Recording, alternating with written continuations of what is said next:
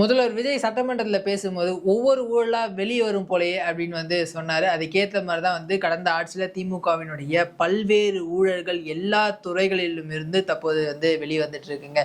இப்போ ரீசெண்டா பள்ளி கல்வித்துறையில கிட்டத்தட்ட 300 கோடி ரூபாய்க்கு மேல லஞ்சம் பெறப்பட்டதா ஒரு புகார் தெரிவிக்கப்பட்டிருக்கு.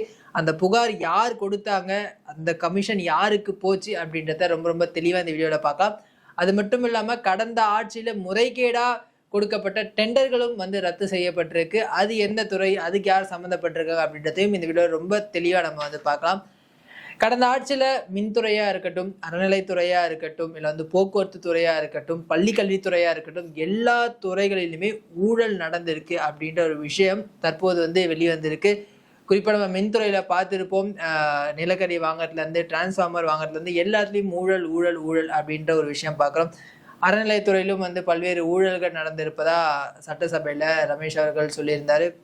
இப்போ பள்ளி கல்வித்துறையில மட்டும் அதாவது ஒரு ஸ்கூலை புதுப்பிப்பதற்கும் இல்ல அந்த ஸ்கூலுக்கான அந்த அங்கீகாரம், அந்த தடையில்லா சான்றிதழை வாங்கறதுக்கும் நாங்க பல லட்சங்கள் கொடுத்தாங்க அப்படின்னு ஒருத்தர் சொல்லியிருக்காரு. அவர் சாதாரண ஏதோ இந்த ஸ்கூல்ஸ் அதுக்கும் சம்பந்தம் இல்லாத ஒரு ஆளே கிடையாது. அவர் யார் அப்படின்னா, தமிழ்நாடு தனியார் பள்ளிகள் இயக்கத்தினுடைய மாநில பொதுச் செயலாளர் இருக்கக்கூடிய நந்தகுமார் தான் இந்த ஒரு குற்றச்சாட்டை வெளிப்படையா போட்டு உடைச்சிருக்காரு.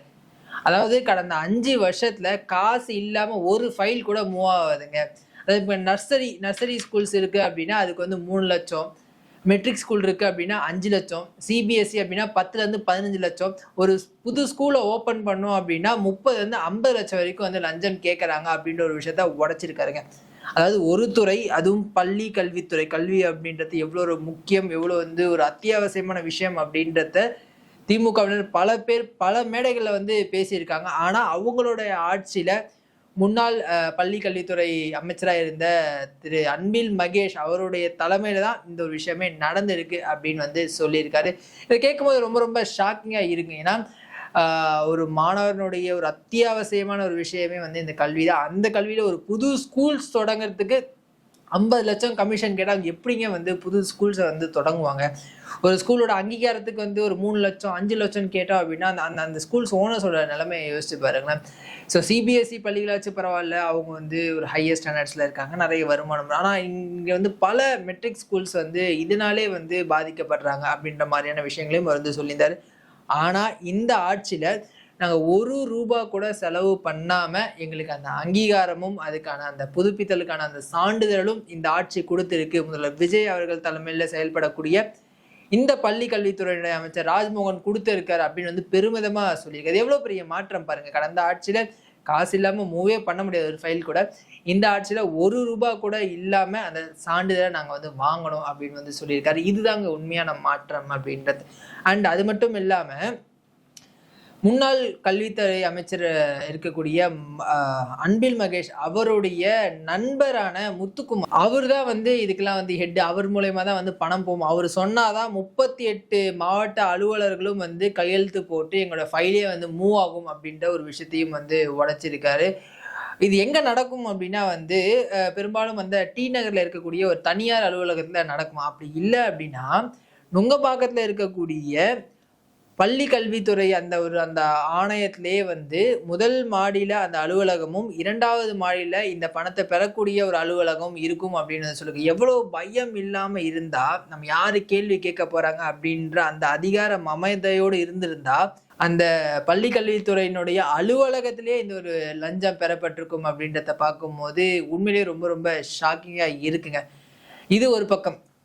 இன்னொரு புறம் கடந்த ஆட்சியில முறைகேடா டெண்டர் விடப்பட்ட பல டெண்டர்களை தற்போதைய தாவேக அரசு ரத்து பண்ணிட்டு இருக்கு. அறநிலையத்துறை, போக்குவரத்துறை அப்படின்னு சேர்த்து கிட்டத்தட்ட பார்த்தீங்கன்னா 100க்கும் மேற்பட்ட டெண்டர்களை ரத்து பண்ணியிருக்காங்க. இப்ப ரீசெண்டா கூட கடந்த 5 வருட திமுக ஆட்சியில பல்வேறு டெண்டர்கள் முறைகேடா கொடுக்கப்பட்டிருக்கு அப்படின்ற ஒரு குற்றச்சாட்டு இப்ப பூதாகரமா வெடிச்சிருக்குங்க. இதை கருத்துல கொண்ட தற்போதைய முதல்வராக இருக்கக்கூடிய திரு விஜய் அவர்கள் அந்த மாதிரி முறைகேடா கொடுக்கப்பட்ட டெண்டர்களை ரத்து செய்யுங்க அப்படின்னு சொல்லியிருக்காரு. அதனுடைய ஒரு ஒரு ப்ராசஸா வந்து கிட்டத்தட்ட 100க்கும் மேற்பட்ட டெண்டர்கள் ரத்து செய்யப்பட்டிருக்கு. அந்த டெண்டர்கள் எல்லாமே முறைகேடா வந்து கொடுக்கப்பட்டிருக்கு. அதாவது ஒரே நிறுவனத்துக்கோ அல்லது வந்து அரசுக்கு வருவாய் இழப்பு ஏற்படக்கூடிய வகையில கொடுக்கப்பட்டதற்கோ அல்லது வந்து இந்த கமிஷன் பெற்று வாங்கி இருக்கக்கூடிய டெண்டர்களாகட்டும், இந்த மாதிரியான விஷயங்களை பேஸ் பண்ணி கிட்டத்தட்ட 100க்கும் மேற்பட்ட டெண்டர்களை தற்போதைய தாவேக அரசு ரத்து பண்ணியிருக்கு. இது வந்து ஒரு மிகப்பெரிய அதிர்ச்சியை கடந்த ஆட்சியாளர்களுக்கும் அதிகாரிகளுக்கும் கொடுத்திருக்கு அப்படின்னு தாங்க சொல்லணும். அது மட்டும் இல்லாம ரீசெண்டா மின்சார பேருந்துகள், அதாவது வந்து இந்த எலக்ட்ரிக் பஸ், சொகுசு பஸ் இருக்கு இல்லையா, அதை வந்து 500 பஸ் வாங்குவதற்கான அந்த டெண்டரை வந்து ரத்து பண்ணியிருக்காங்க. தற்போது இதுதான் வந்து அரசியல் உலகத்துல இது வந்து ஒரு பரபரப்பை ஏற்படுத்திருங்க. காரணம் என்ன அப்படின்னா, இந்த 500 பேருந்துகள் வந்து வாங்குறாங்கல்ல, இது வந்து ஜெர்மனியில இருக்கக்கூடிய ஒரு பேங்கோட நிதி உதவியோட இந்த ஒரு டெண்டர் வந்து கொடுத்துருக்காங்க அப்படின்னு வந்து சொல்லப்படுது. அவங்க வந்து ஸ்பான்சர் பண்ணி இந்த பஸ்களை வாங்குவாங்க அப்படின்ற மாதிரியும் வந்து சொல்லப்பட்டிருக்கு. ஆனா ஒருவேளை இந்த டெண்டர்ல இருக்கிற மாதிரி வந்து அந்த ஒப்பந்தம் செய்யப்பட்டால் அரசுக்கு வந்து நிதி இழப்பு ஏற்படும் அப்படின்னு வந்து அதிகாரிகள் அதை ஆராய்ச்சி பண்ணி சொல்லியிருக்காங்க. அதன் காரணமாகவே இந்த டெண்டர் வந்து ரத்து செய்யப்பட்டிருக்கு அப்படின்ற ஒரு தகவலும் இப்ப நமக்கு கிடைக்குதுங்க. அது மட்டும் இல்லாம நாங்க வந்து ஒரு புது டெண்டர் வந்து விடுவோம், ஒரு நேர்மையான டெண்டரா அது வந்து இருக்கும் அப்படின்ற ஒரு விஷயத்தையும் வந்து சொல்லியிருக்காங்க. அந்த நேர்மையான டெண்டர்ல யார் வந்து கரெக்டான கொட்டேஷன் கொடுக்குறாங்களோ அவங்களுக்கு ₹1 கூட கமிஷன் வாங்காம அவங்களுக்கு அந்த டெண்டர் கொடுக்கப்படும் அப்படின்ற விஷயத்தையும் வந்து சொல்லியிருக்காங்க.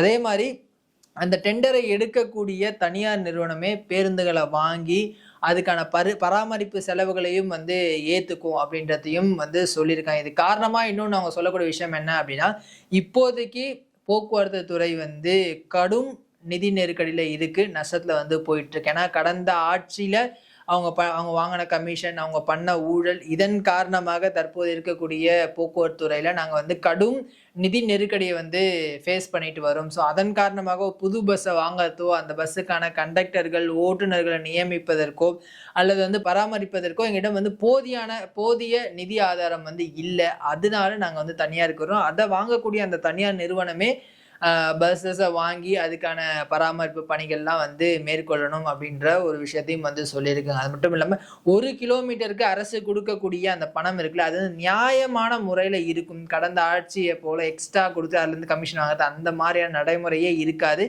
நியாயமா நேர்மையா எவ்வளோ அவங்களுக்கு கொடுக்கணுமோ அதை நாங்கள் கொடுப்போம் அப்படின்னு வந்து சொல்லியிருக்காங்க. இது உண்மையிலே போக்குவரத்து துறையில் இருக்கக்கூடிய ஊழியர்களுக்கு ஒரு மிகப்பெரிய மகிழ்ச்சியான செய்தியாக தான் அங்கே பார்க்கப்படுது.